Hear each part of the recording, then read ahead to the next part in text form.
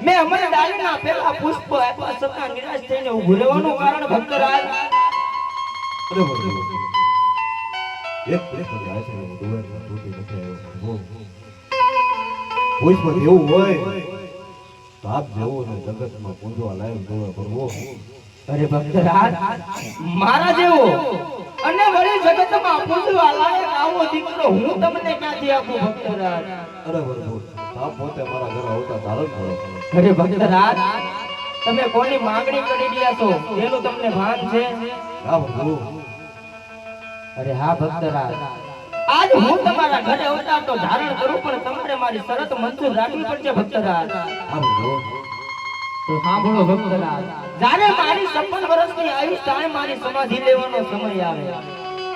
ત્યારે તમારે મને હસતા મુખે સમાધિ લેવાની વિદાય આપવી પડશે રાજન હા પ્રભુ આ સરસ મંજૂર છે તો હું કહું અને તમે સાંભળો હું કહું અને તમે સાંભળો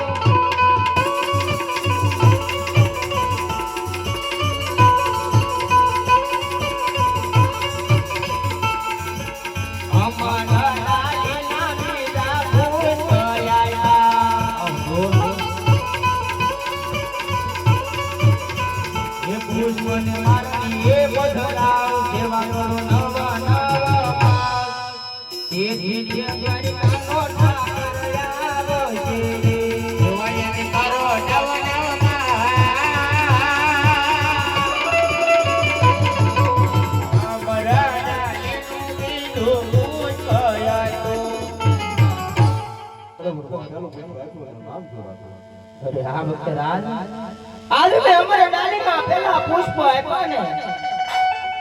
એના નામ તમે રોડા વીરમદેવ રાખજો